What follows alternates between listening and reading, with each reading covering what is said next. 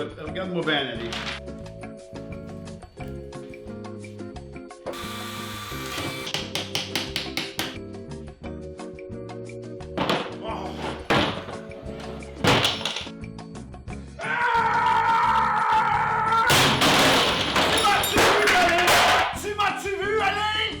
Bon, qu'est-ce que c'est ça? Ah oui, ok. Ouais, parfait ça. Ah, qu'est-ce que c'est que ça? Guide de montage. Ah, j'ai pas besoin de ça, je suis un artiste. Wow, le design. Vive le design, mais il me manque une petite touche de couleur en tant qu'artiste. Yes! Picasso. Wow! Maintenant, ça s'en va au musée. Je vais le prendre, moi.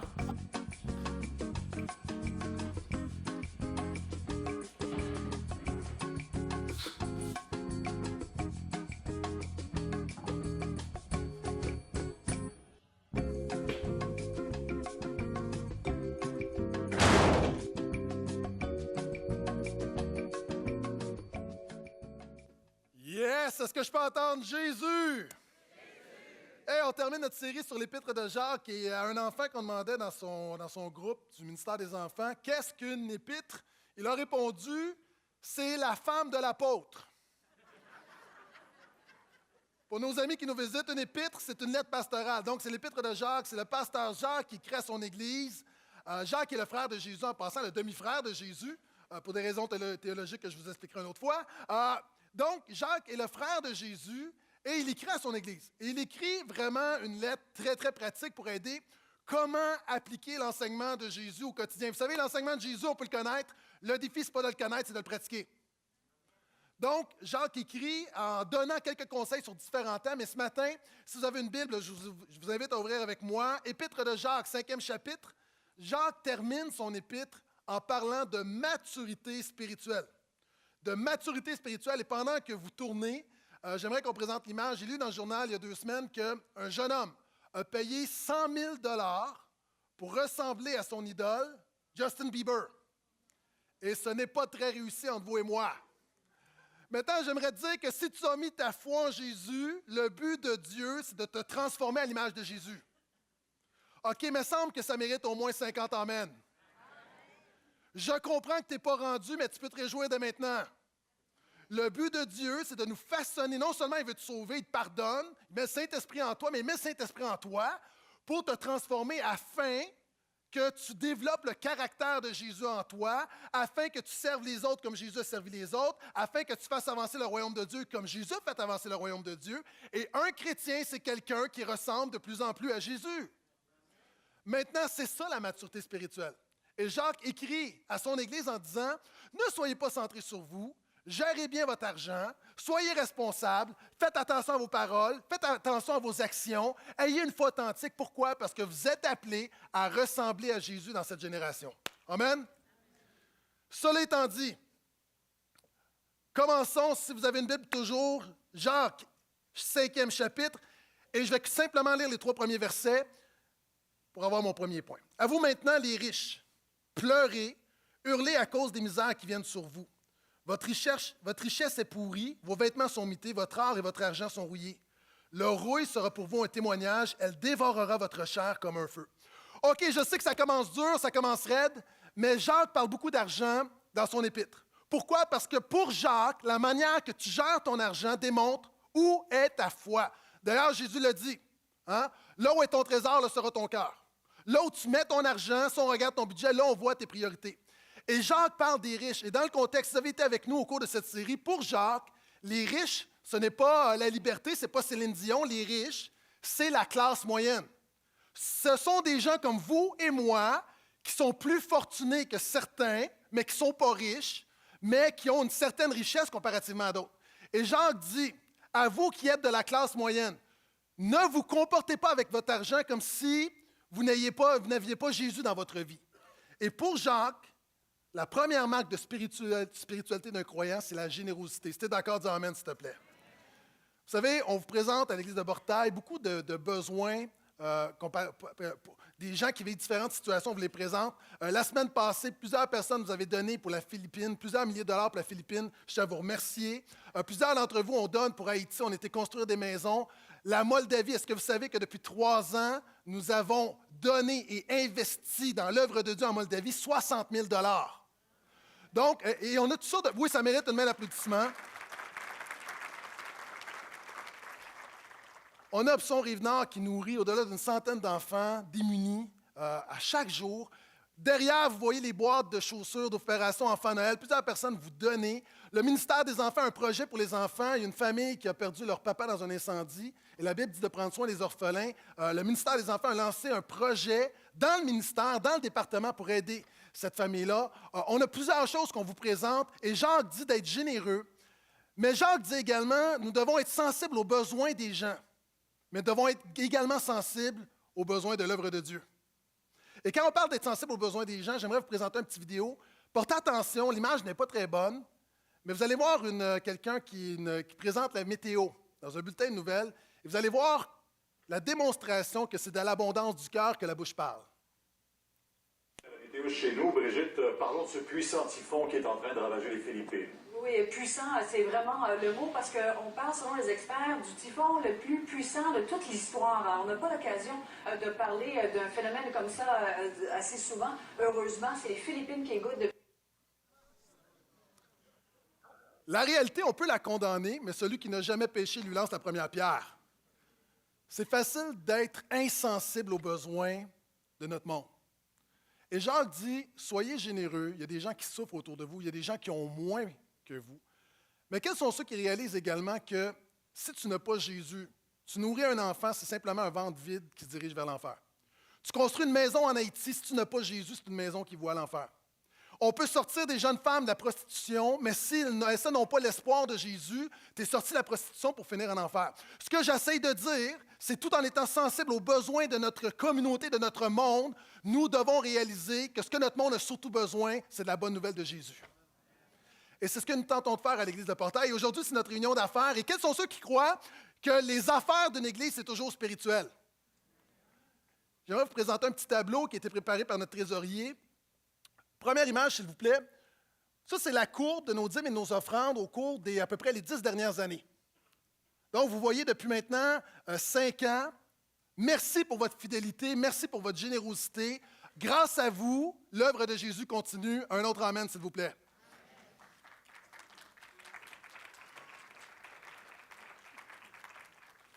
Cette section-là veut acclamer le Seigneur, l'autre n'est pas convaincu encore. Je vous donne une autre chance de ce côté-ci, OK? L'autre image, s'il vous plaît. Voici la courbe de nos assistances. Vous savez, le psalmiste dit « Je te loue, Seigneur, de ce que tu m'as sorti du gouffre ».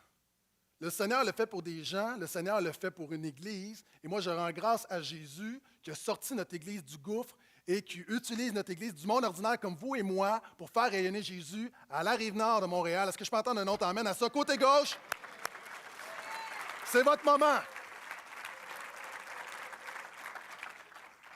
Maintenant, on a fait un comparatif des deux courbes. Est-ce qu'on peut mettre la dernière image, s'il vous plaît? La ligne bleue, c'est nos revenus. Donc, évidemment, vous voyez que ça va bien. Belle année, nos finances vont bien. De l'autre côté, vous voyez notre courbe, la ligne orange. Donc, vous voyez une belle croissance continue. Le problème, vous savez, les églises, c'est transparent. Les chiffres, c'est public. Et lorsqu'on a comparé, lorsque notre trésorier a comparé avec d'autres églises de notre taille et des plus grandes églises, on s'est rendu compte que proportionnellement parlant, notre Église était moins généreuse que d'autres de même taille. Qu'est-ce que je veux vous dire? Je veux juste vous dire merci pour votre fidélité, mais on a besoin, encore une fois, que vous soyez fidèles dans vos dîmes et dans vos offrandes.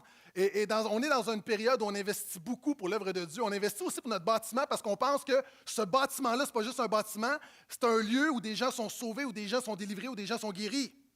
Quels sont ceux qui aiment notre nouveau comptoir d'information?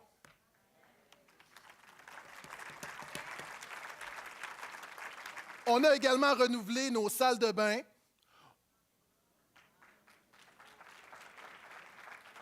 On a également renouvelé le grillage d'entrée. Là, je sais qu'il n'y a personne qui va dire « Alléluia, Jésus! » Mais juste notre entrée, c'était quelque chose qui devait être fait. On a investi dans la technique. Donc, on a une régie maintenant derrière les rideaux, des caméras. On veut vraiment être à jour. Vous savez qu'on s'en va en multisite. Donc, on a investi plusieurs milliers de dollars, des dizaines de milliers de dollars, et beaucoup de ces factures, on doit les absorber cet automne. Et après vraiment une année, une belle année, on a vraiment un défi financier présentement parce que toutes les factures arrivent en même temps. Maintenant, je viens devant vous, je vous dis merci, mais encore une fois, si tu crois que l'Église de Portail, c'est ton Église, si tu crois que nous prêchons Jésus, si tu crois que tout a toujours rapport avec Jésus, et tu dis ça, c'est mon Église, je te demande simplement d'être généreux et de soutenir l'œuvre de Jésus via tes dîmes et des offrandes, parce que ça fait la différence. Est-ce que je peux entendre un dernier amen, s'il vous plaît? Et parlant toujours d'investir, on veut rejoindre plus de gens pour Jésus. Nous commençons une église à Terrebonne. Et vous savez, juste ouvrir l'église à Terrebonne, ça nous coûte 50 000 $. Comme ça, 50 000 $. On a déjà amassé 10 000 $. Et je veux juste vous parler un petit peu de ce qui se passe à Terrebonne. On croit qu'on va commencer facilement avec une centaine de personnes. Merci pour 2-3 wow, 2-3 amen. On a déjà une cinquantaine de personnes qui est notre groupe, notre noyau d'implantation. On a une équipe, un leadership qui est là. Ce qui est bien, on a vraiment un bel équilibre. On a une équipe jeune, beaucoup de jeunes leaders. Puis quand on dit des jeunes, ce n'est pas 13 ans, là, on s'entend, ce sont quand même de jeunes adultes responsables. Et on a également, dans les dernières semaines, plusieurs personnes, 50, 60, 70 ans, qui ont dit « Moi, je vais me joindre à Terrebonne ». Et quels sont ceux? Ça, c'est vraiment, je pense que c'est le meilleur mix. La fougue de la jeunesse et la sagesse de la moins jeunesse.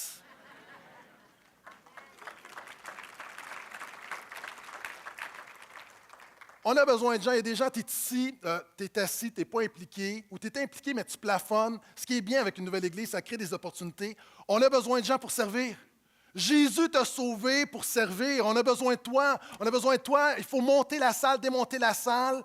On a besoin de gens pour s'impliquer auprès des enfants, à l'accueil, stationnement. On a besoin également, on cherche un don spirituel. Si vous avez un pick-up, vous avez un don spirituel. On cherche quelqu'un qui a un pick-up. Quelqu'un, tu peux conduire un camion, mais tu peux conduire un camion à la gloire de Jésus. On a besoin de quelqu'un qui a un pick-up, un trailer. Pourquoi? Parce qu'on doit charrier le stock en bon québécois. Et ça, c'est un de nos besoins présentement. On a le matériel, mais on essaie d'avoir des bras pour monter le matériel, mais on a besoin de gens pour transporter le matériel. Donc, si Jésus vous a donné un pick-up, dites merci à Jésus en mettant votre pick-up au service de Jésus. À la fin de la réunion, il y a une table avec différentes descriptions de tâches pour les implications. Allez là, Pasteur Max va être là, qui est le pasteur du site. Allez poser vos questions et on a vraiment besoin de vous. Et dernière chose sur le site de Terrebonne, la semaine prochaine, soyez là, Pasteur Max va apporter la parole. Donc, si vous le voyez aujourd'hui qui est blanc, commence à trembler en convulsion, c'est parce qu'il prêche la semaine prochaine. OK?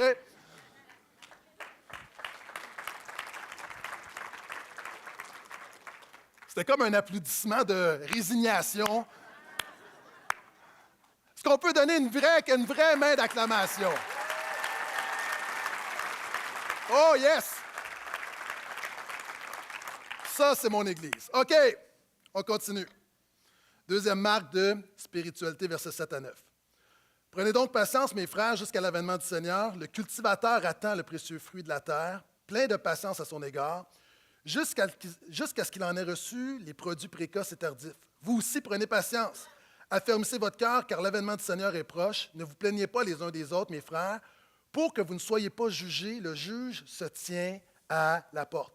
La deuxième marque de maturité pour Jacques, c'est l'espérance. Maintenant, il donne l'exemple du cultivateur. Vous savez, un cultivateur se nourrit d'espérance. Un cultivateur a un champ, enlève les pierres. C'est long avoir une récolte. Enlève les pierres, attend la pluie d'automne qui va en Palestine ramollir la terre, doit semer. Ensuite, doit chasser les oiseaux, attend la deuxième pluie du printemps qui permet la récolte. Et finalement, la majeure partie de la vie d'un cultivateur, c'est d'attendre. Jacques dit ça, c'est une belle illustration du croyant. En tant que chrétien, tu donnes ta vie à Jésus, tu fais des choix pour Jésus. Tu veux marcher par l'Esprit, tu renonces à certaines choses, tu t'investis dans les autres, tu meurs à toi-même. Tu fais ça toute ta vie durant. Pourquoi? Parce que tu crois qu'un jour, tu vas récolter de manière éternelle. Paul va dire à Galates, à l'église de Galates, on ne se moque, ne vous trompez pas, mes frères, on ne se moque pas de Dieu. Celui qui va semer, celui qui sèmera dans la chair, récoltera dans la chair, et celui qui sème dans l'esprit, récoltera dans l'esprit. La réalité, tu peux être un chrétien puis passer ta vie à semer dans la chair, à vivre pour toi, à être inactif pour le service de Jésus, à prendre, mais à ne pas donner. Tu peux être quelqu'un qui, encore une fois, tu tolères toutes sortes de choses dans ta vie. Tu n'as pas une haine du péché, un désir que Jésus vienne te transformer et tu sèmes dans la chair et Jacques dit un jour, tu vas récolter dans la chair. Mais à toi qui, dans le secret, tu sèmes dans l'esprit, tu sèmes dans l'esprit, tu fais des choses que personne ne voit, alors que tu prends soin des autres, alors que il y a des gens qui vont t'offenser, tu pardonnes, alors que tu investis dans ta discipline spirituelle, alors que tu te nourris de la parole de Dieu, que tu pries, alors que tu sèmes dans l'esprit, Jacques dit que tu vas récolter dans l'esprit. Mais pour ça, ça prend l'espérance. Et l'espérance, c'est quelque chose qui manque dans notre monde. Plusieurs personnes, tu es ici, tu as le goût de lâcher, ce qui te manque, c'est l'espérance. J'ai lu une histoire qui m'a troublé. Il y a 2 semaines, un pasteur dans une église comme celle-ci, c'est le dimanche matin, il dit à son épouse, « Pars avec les enfants à l'église, je vais aller vous rejoindre, j'ai 2-3 petites choses à terminer avant d'aller à l'église. » Après les annonces, on attend le prédicateur, le pasteur doit se présenter comme c'est moi, puis c'est comme si je n'arrive pas. Et là, finalement, les gens commencent à être inquiets, fait que sa femme dit, « OK, on va envoyer des gens, on va envoyer quelqu'un pour voir ce qui arrive. » Et lorsqu'ils sont arrivés, dans le driveway, le pasteur s'était tiré une balle, s'est suicidé. Un pasteur qui prêche Jésus. La réalité, la vie n'est pas facile. Personne n'est à l'abri du désespoir. Puis il y a des gens devant moi, tu es désespéré ce matin. Puis Jacques dit, prends courage. Pourquoi? Parce que ton espérance, ce n'est pas un concept philosophique. La Bible nous dit, 1 Timothée, verset 1, Jésus est notre espérance. Puis la bonne nouvelle, c'est que Jésus va nous dire, Jacques, reviens bientôt. Maintenant, dans notre culture, on a de la difficulté avec le retour de Jésus parce qu'on voit ça comme quelque chose de juste un jugement. La Bible dit que quand Jésus revient, c'est l'espérance du croyant. C'est là, c'est un jour glorieux. Et souvent pour nous, vous savez, je me souviens d'avoir lu un texte de Keith Green, alors que je me préparais, j'étais pour me marier d'un instant à l'autre, puis le texte, dans la semaine, en fait, puis je lis un texte de Keith Green qui dit « À toi qui vas se marier », là je dis « OK, Dieu me parle ». Il dit « Si tu réalisais vraiment combien le retour de Jésus est glorieux, puis si Jésus t'apparaissait et te disait, je te donne le choix de revenir avant ta nuit de noces ou après ta nuit de noces, tu dirais, reviens maintenant, Seigneur, parce que rien n'est plus merveilleux. Moi, je n'avais pas cette foi-là. Mais la réalité, on parle du retour de Jésus, puis c'est genre une chose un peu bizarre, mais c'est le jour le plus glorieux, le plus merveilleux. C'est la chose la plus intense que nous allons vivre. Et ça, c'est notre espérance, le retour de Jésus. Que je peux entendre amen. Et Jésus va revenir pourquoi? Pour 4 raisons. Premièrement, pour révéler sa véritable identité. Alors que dans notre culture, on dit n'importe quoi sur Jésus. C'est un peu comme quand on était à Seattle, pasteur Phil et moi, on était assis. Et Phil me dit, hey, devant nous, là, la femme qui est là, on dirait qu'elle ressemble à Denise Filiatro. Il dit, on dirait que c'est elle. Il dit, on dirait pas que c'est elle. Moi, je lui dis, c'est elle. Et là, il me dit, oh non, c'est pas elle. Mais vous savez, des gens qui s'aiment dans la chair, qui veulent toujours s'obstiner avec les autres. Puis... Et là, j'ai dit, au nom de Jésus, Phil, non, je refuse. C'est elle. Mais on n'est pas sûr. Moi, je veux dire que quand Jésus va revenir, tout le monde va savoir qu'il est le roi des rois, le Seigneur des seigneurs. Yes. Et ça, c'est notre espérance. Et Jésus va revenir, pourquoi? Parce qu'on est souvent en espérance. Hein? Présentement, c'est un peu comme si un millionnaire, okay? Tu sais qu'il y a de l'argent dans le compte. Okay? Un millionnaire t'a fait un chèque d'1 million. Je suis content, mais j'ai tellement hâte de le déposer à la banque. Et le retour de Jésus, c'est notre salut qui est déposé à la banque. Et Jacques dit ça, c'est votre espérance. Jésus vient pour révéler sa véritable nature, apporter le salut complet et définitif, pour délivrer la création. Typhon, ouragan, tsunami, tout ça va être terminé. Et il vient finalement pour établir son règne. Et Jacques dit, le retour du Seigneur est proche. Et le mot en grec, c'est quelque chose de tellement près, qui n'est pas encore arrivé, mais qui fait sentir son effet. Vous savez, c'est comme... Si vous avez déjà eu un accident, vous allez comprendre. Tout juste avant l'impact, tu fais... C'est pas arrivé, mais tu réagis. Et Jacques dit, comportez-vous comme si Jésus était là parce que son retour fait sentir son effet.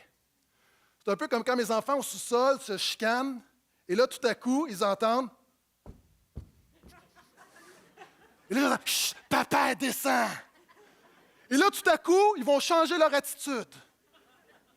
En haut, j'entendais, c'est la guerre, j'arrive en bas, ils se tiennent, sont en train de prier, de louer le Seigneur. Tous unis dans un... Pourquoi? Parce que papa est proche. Ils ne m'ont pas encore vu, mais simplement de savoir que papa s'en vient, ils ont une éthique de vie. Jacques dit aux chrétiens, comportez-vous comme du monde parce que Jésus s'en vient. Il est à la porte. Servez Jésus de tout votre cœur. Servez les gens autour de vous de tout votre cœur parce que Jésus s'en vient, Jésus est proche. Jacques continue. En matière de souffrance et de patience, mes frères, prenez pour exemple les prophètes qui ont parlé au nom du Seigneur. Et là, il donne l'exemple de tout l'Ancien Testament, les héros de la foi. Il va en nommer un. Nous disons bienheureux ceux qui ont enduré. Vous avez entendu parler de l'endurance de Job et vous avez vu la fin que le Seigneur lui a accordée, car le Seigneur est plein de compassion et de miséricorde. Troisième marque de maturité spirituelle, la persévérance. À toi qui trouves ça difficile, je te dis, espère, mais persévère. Pourquoi est-ce que tu persévères? Parce que Jésus est fidèle, Jésus est bon, Jésus est miséricordieux, il est gracieux. Jésus est bon, il va prendre soin de toi. Il donne l'exemple de Job. Et Job va dire une chose, alors que Job est un homme qui était très riche, qui avait tout, qui a tout perdu. Et là, même sa femme va lui dire, maudit Dieu, ses amis vont le condamner. Jacques se retrouve tout seul. À toi qui es ici ce matin, tu vis une épreuve, mais tu vis une double épreuve. Non seulement tu vis quelque chose de dur, mais tu la vis seul. Personne ne comprend. Job l'a vécu. Et Job va dire la chose suivante. Je ne comprends pas, tout s'écroule. Mais il dit, je sais une chose. Je sais que mon Rédempteur est vivant, celui qui me rachète. Je sais que mon Rédempteur est vivant et qu'il se lèvera le dernier sur la terre. Mon Dieu aura le dernier mot. Quand j'étais jeune, j'aimais écouter la lutte. Vous savez, la lutte à une époque où tu ne devais pas avoir 18 ans pour l'écouter. Aujourd'hui, la lutte, c'est pas comme dans mon temps.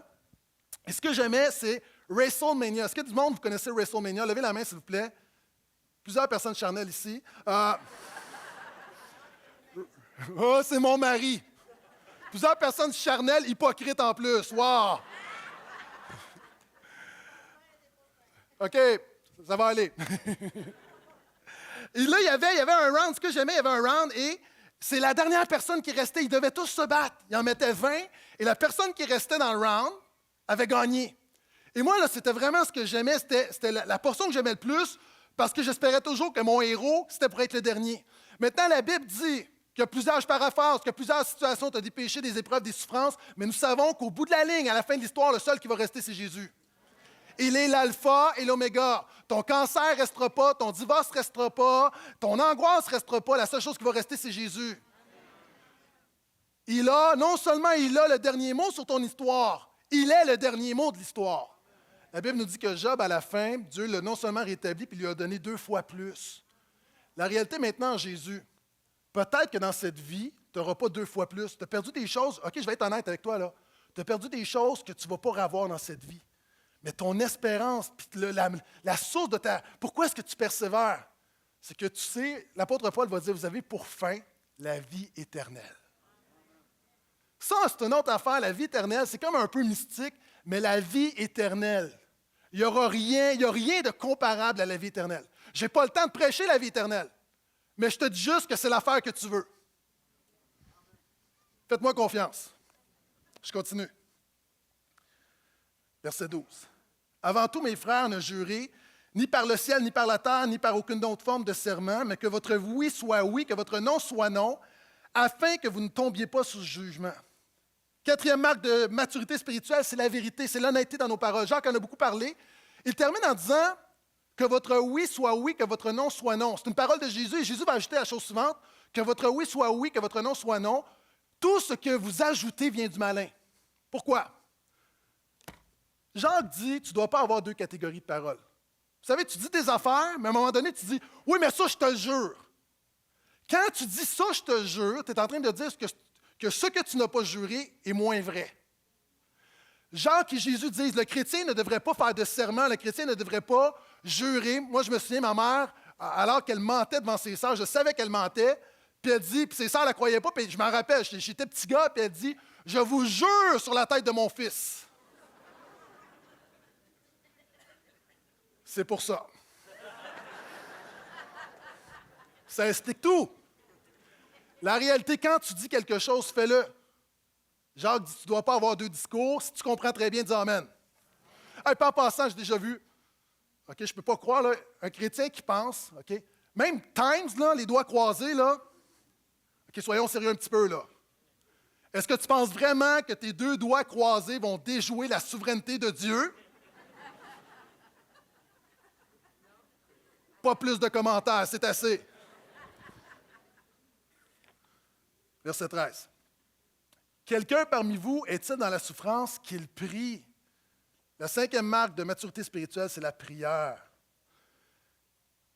McDonald dit la chose suivante. La prière n'informe pas Dieu, La prière exerce la foi en Dieu. Est-ce que tu penses vraiment que quand tu pries, là, tu viens à une épreuve incroyable, tu viens devant Dieu, puis là, tu lui, Seigneur, je te présente mon besoin, puis là, Dieu fait, oh, je ne savais pas ça.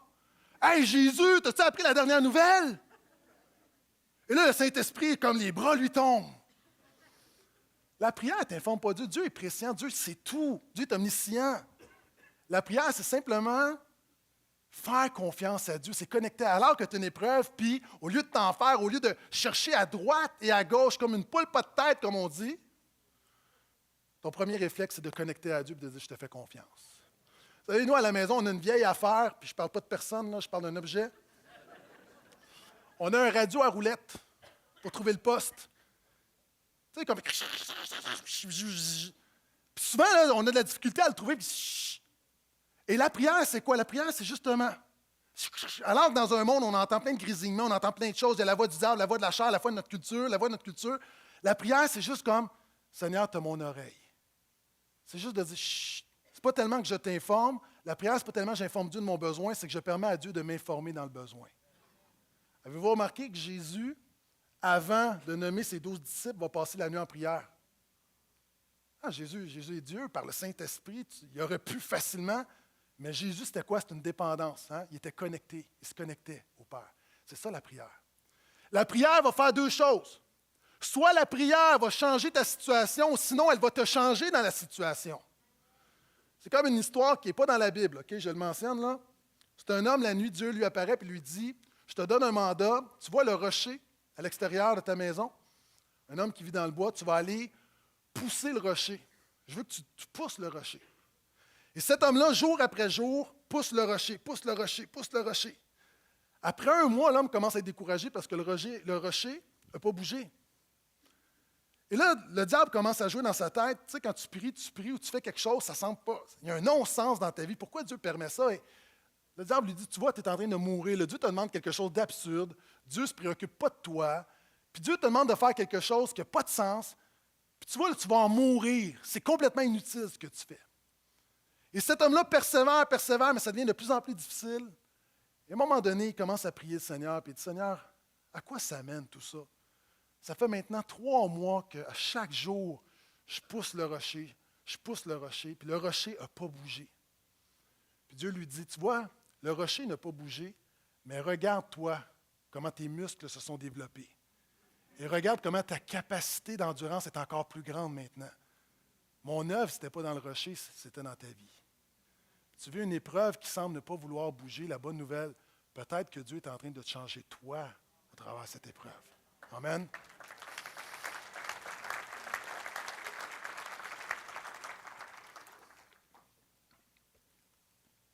Quelqu'un est-il dans la joie qu'il chante? 6e marque de maturité spirituelle, la louange. OK, j'ai besoin de 2-3 volontaires. Des gars, s'il vous plaît, 2-3 volontaires, rapidement, venez me rejoindre. OK, j'ai besoin de 2-3 volontaires, les gars, s'il vous plaît, merci. OK, les 4, viens-t'en. Jean-Luc, viens-t'en. Oui, tu peux venir. Mais tu peux te dépêcher quand même. OK.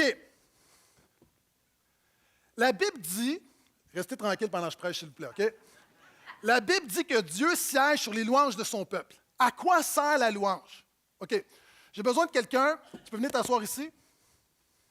OK, on va le reculer un instant. Vas-y, assieds-toi. Oui, mais c'est où? Oui, hein? On peut le baisser.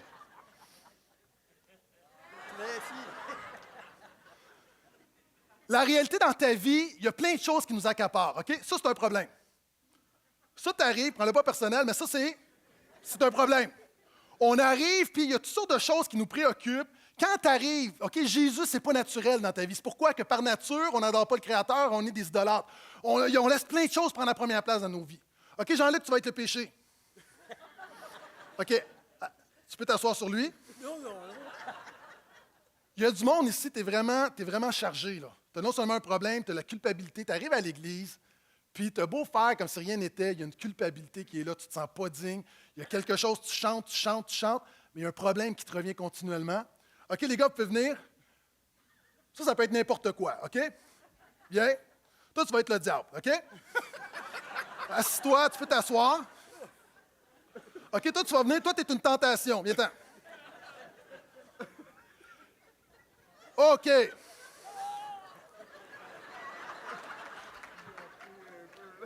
Essayez de ne pas me voler la vedette, s'il vous plaît, les gars. C'est moi qui prêche. Ça, c'est ton cœur. Tu arrives, puis t'es chargé, c'est pesant, tu as plein d'affaires. La louange, ça fait quoi? La louange, avant d'élever Jésus, c'est pas juste chanter, c'est que ça fait le ménage. Parce que tu déclares que Jésus est plus grand que le diable, tu déclares que Jésus est plus grand que tes péchés, que Jésus est plus grand que la culpabilité, que Jésus est plus grand que les problèmes. Et dites un grand Alléluia, s'il vous plaît. OK, maintenant, vous vous enlevez. Quand tu dis Alléluia, quand tu commences à louer vraiment avec ton cœur, pas de manière mécanique, tu fais le ménage. Et c'est pourquoi la Bible dit que Dieu va siéger sur les louanges de son peuple, parce que tu permets maintenant à Dieu, et ça c'est moi, de prendre la place. Maintenant, qu'est-ce qui arrive quand Jésus est élevé, quand Jésus siège sur ta vie? OK, le péché vient-t'en. OK? Le péché, il débarrasse parce que Jésus est plus fort que le péché. OK, le problème? Le problème, c'est toi le problème. Tu t'en viens. Le diable, il vient même pas. Le diable va fuir déjà. Il se met pas là. OK? Puis toi, tu restes là. C'est ça la louange. La louange, c'est pas juste chanter. La louange, tu fais le ménage. Dieu établit sa seigneurie dans sa vie, puis ça change tout le reste. Est-ce que je peux entendre un autre amen, s'il vous plaît? Merci, les gars. Merci.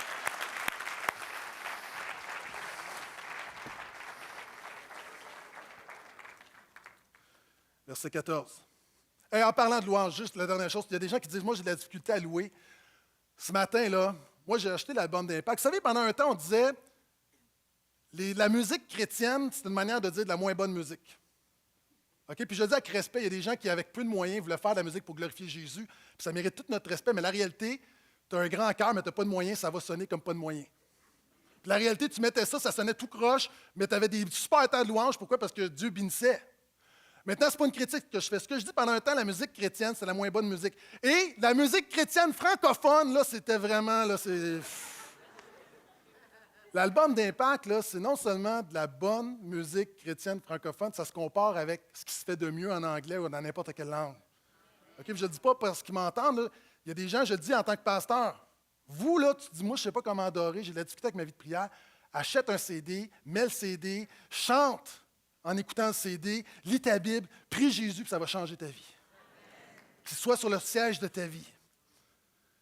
Il continue en disant, quelqu'un parmi vous est-il malade qu'il appelle les anciens de l'Église? Les anciens, c'était les pasteurs. Il y a différents mots pour des pasteurs, puis les anciens, c'est un mot dans l'Ancien Testament, c'est ceux qui sont en leadership pastoral. Donc, il appelle les anciens que les pasteurs prient pour lui en faisant sur lui une application d'huile au nom du Seigneur. Dans le contexte, dans la culture biblique, l'huile est partout. Hein? On utilise l'huile pour entretenir les âmes. L'huile sert de cosmétique. On s'en sert au niveau thérapeutique. Et on s'en sert également, c'est très spirituel. On mettait une onction d'huile pour mettre des gens à part. Donc, l'huile, il y a un symbole très fort de mise à part dans la culture judaïque de l'époque. Et Jacques dit, on va prier pour lui au nom du Seigneur. Hey, moi, je prie beaucoup pour des gens. Et quel réconfort de savoir que je ne prie pas au nom de Gaétan. Souvent, il y a des gens ici qui oublient que quand tu pries, là, tu pries, mais tu te sens mal parce que tu n'es pas coupable, tu te sens coupable, tu te sens indigne, tu ne te sens pas à la hauteur, tu n'es pas assez spirituel, tu ne ressens pas assez la présence de Dieu. Arrête, tu ne pries pas dans ton nom, tu pries au nom de Jésus. On vient chercher, on se présente avec la vertu de Jésus. Et parlant de nom, j'aimerais vous présenter un court vidéo sur un changement de nom. C'est quand on est genre grand, là, Ouais. ben, on a comme plus une voix de grand. OK. Puis, quand on est jeune, là, comme Mathis, c'est un nom d'enfant. Ah ouais? Puis, il y a un deuxième année à l'école qui a déjà son nom d'adulte. On change de nom un bébé. Ben, ta bébé, il s'appelait Mathis. Oui, c'est ça. Ben, quand on est enfant, quand on s'en vient adulte, là, lui, il a déjà son nom d'adulte. C'est fait quoi? que Gaétan. Gaétan?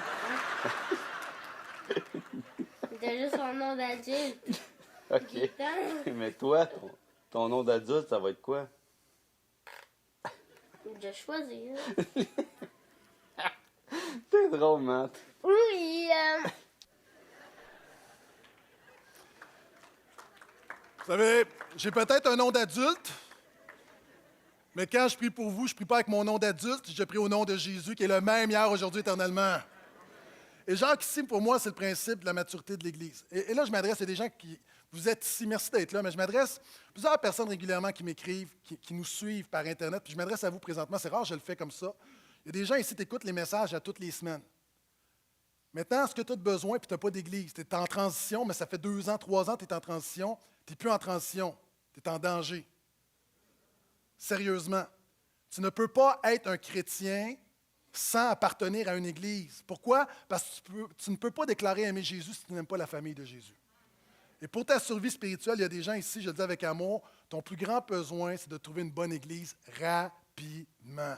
Et ça, c'est le principe de l'Église. Puis il y a des gens, vous êtes ici, dans les grandes églises, il y a des gens qui se promènent. Moi, je dis, peu importe où vous allez atterrir, mais arrêtez de vous promener, s'il vous plaît.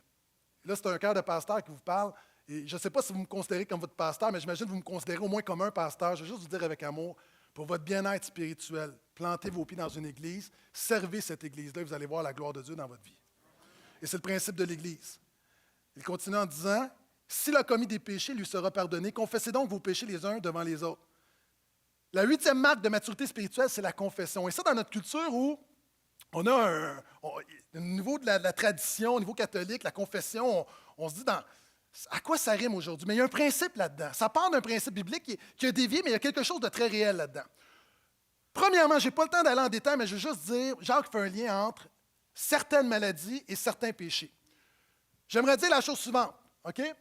Quelquefois, oui, un péché peut déboucher sur une maladie de manière exceptionnelle. Le psalmiste va dire, David va dire, tant que je me suis tué, tant que j'ai gardé mon péché, tant que j'étais en révolte devant Dieu, mes os se consumaient et ma vigueur n'était que sécheresse. Il y a quelque chose, c'est démontré par la science, quelquefois, oui, il y a des gens qui, tu as un péché où tu vis quelque chose, puis c'est des cas exceptionnels, mais la Bible en parle, puis oui, ça peut déboucher sur quelque chose. Mais ce qu'il ne faut pas dire, ce n'est pas toutes les maladies ou la majorité des maladies qui viennent d'un péché. D'ailleurs, on a emmené quelqu'un à Jésus, puis on a dit, quelqu'un qui était malade, puis on a dit à Jésus, qui a péché? Est-ce que c'est lui ou ses parents? Puis Jésus a dit, vous n'avez rien compris, ce n'est pas lui qui a péché, ce n'est pas ses parents qui ont péché, cette maladie-là est pour la gloire de Dieu. Mais Jacques parle de la maladie du péché. Puis en fait, qu'est-ce que Jacques essaie de dire? Et là, je vais dire quelque chose de gros.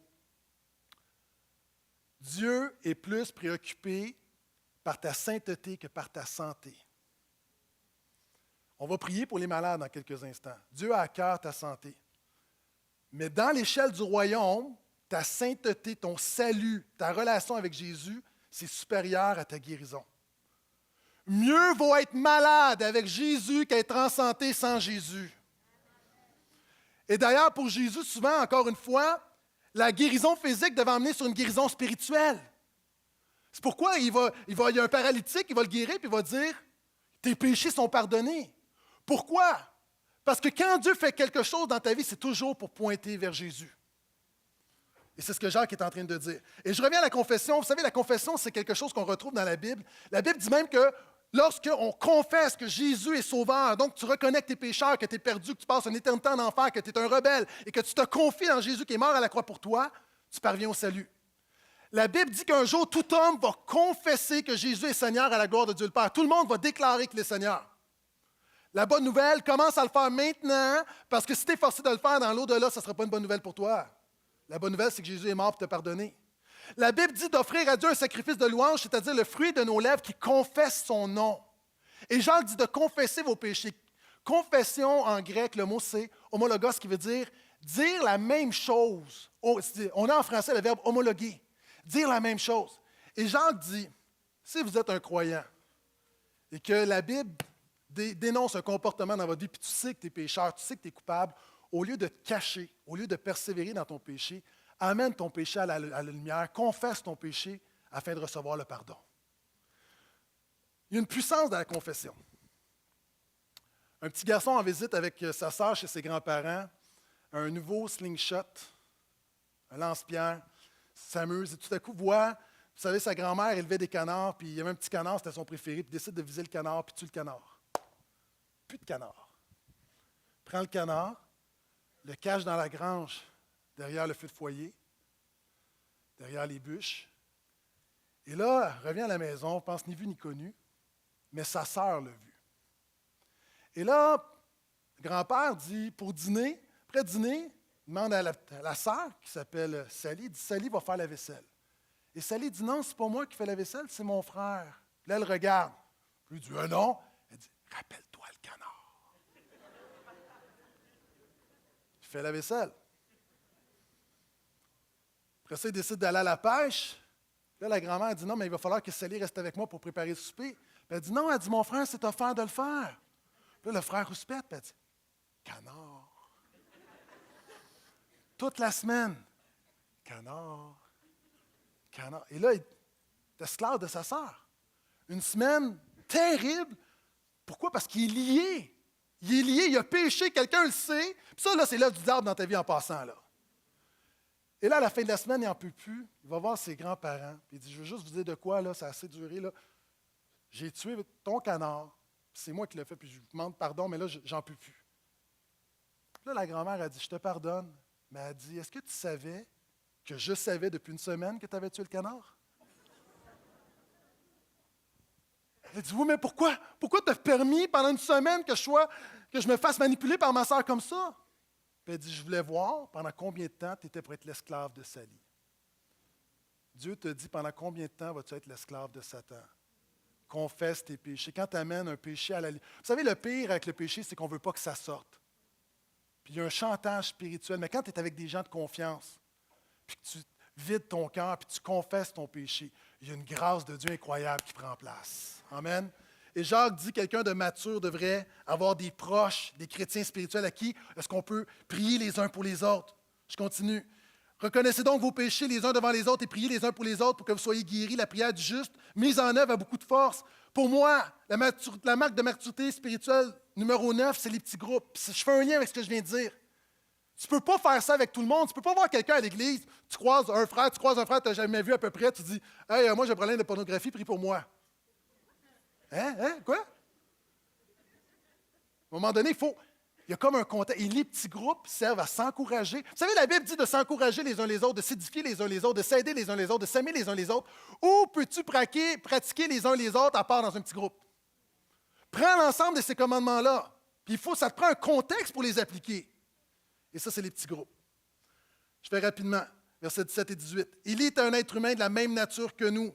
Il priait en passant un homme incrédule, un homme dépressif qui luttait avec toutes sortes de choses. Il pria avec instance pour qu'il ne pleuve pas et ne tomba pas de pluie sur la terre pendant 3 ans et 6 mois. Puis il pria de nouveau, alors le ciel donna de la pluie et la terre produisit son fruit. La marque de maturité spirituelle numéro 10, la Bible. Avez-vous remarqué que Jacques renvoie continuellement à la Bible? Il parle ce matin de Job, d'Élie. On a vu dans les semaines précédentes qu'il parle d'Abraham, d'Isaac, qu'il parle de Rahab. Jacques s'attend à ce que son peuple connaisse la Bible, que son peuple ait une pensée biblique, une perspective biblique. Le problème de l'Église moderne, c'est qu'on est entouré de la parole de Dieu comme jamais, mais on fait face à un taux d'ignorance incroyable dans l'Église de Jésus par rapport à la Bible. Vous savez, on est un peu... Notre vision de la Bible, c'est un peu comme les légumes. On sait que c'est bon, mais on ne les mange pas. Le prophète Amos annonçait un jour où il y aurait une famine de la parole du Seigneur. La réalité pour plusieurs d'entre vous ici, là, vous n'avez pas de vigueur, vous n'avez pas de force spirituelle. Je ne vous condamne pas, je vous donne la solution là. Il vous manque de vigueur spirituelle pour lutter contre le péché, pour aimer les autres, pour servir Jésus. C'est quoi mon problème? Ton problème, c'est que tu es en train de mourir de faim. Et dans un monde et dans une culture où on a accès à la Bible comme jamais, présentement, ta situation, c'est comme quelqu'un qui meurt de faim en plein milieu d'une épicerie. Au IGA, quelqu'un est là à terre, comme « Qu'est-ce qui arrive? Qu'est-ce qui arrive? » « Je meurs de faim. » C'est comme « Voyons, lève-toi puis mange. » Puis la réalité, on est dans un monde où c'est tellement accessible. Si tu veux être un chrétien mature, tu as besoin de te nourrir de la parole de Dieu. Puis la parole de Dieu, ce n'est pas des principes. Moi, j'aime beaucoup la doctrine, la théologie, mais c'est même pas ça. La parole de Dieu, c'est une personne, c'est Jésus. Tu veux plus de Jésus, lis la Bible. Tu veux plus le goût de Jésus, lis la Bible. Parce que la Bible nous révèle Jésus. Et mon dernier point. Et remarquez comment Jacques termine. C'est surprenant, mais ça démontre sa priorité. Il dit, mes frères, si quelqu'un parmi vous s'est égaré loin de la vérité et qu'un autre l'y ramène, qu'il sache que celui qui ramène un pécheur de la voie où il s'était égaré sauvera sa vie de la mort et couvrira une multitude de péchés. Dernier verset de Jacques, c'est quoi? C'est la mission. Jacques termine en disant, la chose la plus... Est-ce qu'on s'entend que la fin de ton épître, c'est la chose la plus importante? Jacques termine en disant, le plus important en passant, le by the way, là, tout le monde est pécheur, tout le monde a besoin d'un sauveur, puis ça, c'est votre priorité. Vous avez besoin de le vivre, vous avez besoin de le dire. Et Jésus même va parler de cette voie, il va dire, large est le chemin de la perdition, mais étroit est le chemin qui mène au salut. On en a parlé la semaine dernière, Jésus ne va jamais gagner un concours de popularité. Mais Jésus est le seul qui va te pardonner tes péchés, qui va transformer ta vie, qui va te donner la vie éternelle. J'ai posté une image sur Facebook cette semaine qui a eu beaucoup de succès. On peut la mettre, s'il vous plaît. Klaxonnez si vous aimez Jésus, textez en conduisant si vous voulez le rencontrer. Je termine là-dessus. Dans notre monde, très peu de gens vont klaxonner. Écoute-moi bien, là, il y a des gens, tu es devant moi ce matin, tu as peut-être été invité ou tu es ici depuis un petit bout de temps. Ce n'est pas tout le monde qui va klaxonner pour Jésus, mais la Bible nous dit que tout le monde, un jour, on va se présenter devant Jésus. La Bible dit, il est donné aux hommes de mourir une seule fois. Oublie la réincarnation, là. Il est donné aux hommes de mourir une seule fois, après quoi c'est le jugement. La réalité, il y a deux catégories de personnes. Il y a des gens qui vont se présenter devant Jésus, qui vont, moi je vais voir Jésus, là, je vais le prendre dans mes bras. Je vais probablement pleurer des larmes de gloire, de dire, « Wow, précieux Sauveur! » Je vais être tellement reconnaissant.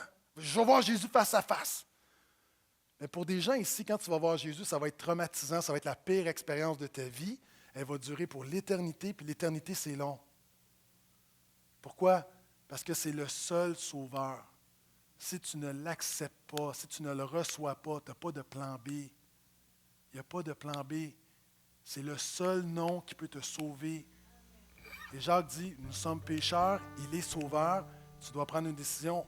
Il y a des jeunes, tu es ici, et tu dis, j'attends. T'attends quoi? T'attends pas pour jouer à des jeux vidéo. Pourquoi? Parce que tu as le goût de faire ça. Réalise que ton salut, c'est la chose la plus grande. Ce que Jésus a fait, c'est la chose la plus importante pour toi. Puis Jacques termine en disant, Église, si vous êtes mature, n'oubliez pas que nous avons une mission. Est-ce que je peux entendre amen? Les gens, ce matin, tu m'entends et tu dis, je veux recevoir ce Jésus, je veux suivre Jésus. Tu peux le faire là où tu es. Il n'y a pas de rythme. Simplement, reconnais que tu es perdu sans lui, mets ta foi en lui dans la croix de Jésus.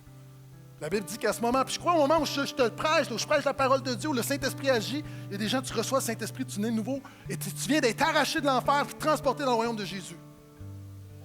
Alors que tu es là tout simplement. Mais par une foi sincère, il y a des choses qui bougent dans ta vie. J'aimerais terminer en priant pour les malades. La Bible dit, si vous êtes dans la joie, chantez. Ça va bien dans ta vie ce matin? Chante le Seigneur, rends grâce au Seigneur, prends rien pour acquis. Prenons rien pour acquis. Louons le Seigneur. Des gens, tu souffres. La Bible dit, prie. Prie. Tu as besoin de dire, Seigneur, je tasse les choses dans ma vie. Puis sur le trône de ma vie, je veux que Jésus règne, que Jésus siège. Et à vous qui êtes malade, peu importe votre maladie, je vais demander de vous avancer. Je vais demander au pasteur, je vais demander au diacre, je vais demander à certains responsables de venir nous rejoindre. On va prier pour vous, on va venir à côté de vous, on va vous demander quel est votre besoin. Puis on va simplement prier au nom de Jésus. Puis on s'attend que le nom de Jésus, qui ne change pas, peut encore vous guérir ce matin.